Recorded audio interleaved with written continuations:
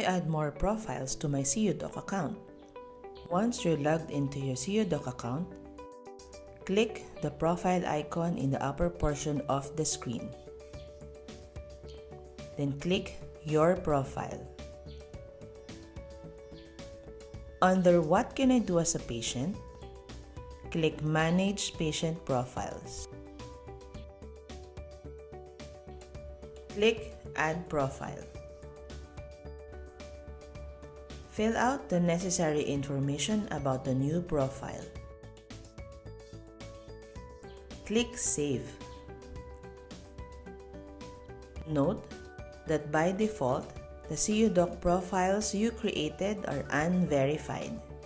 Each profile created under an existing SeeYouDoc account will have to undergo the Know Your Customer or KYC process to be able to access any of SeeYouDoc's features and services. And there you have it. I hope you found this tutorial video helpful and informative. Check out our other video guides in SeeYouDoc's social media accounts. If you have any questions, you may reach us through support@seeyoudoc.com.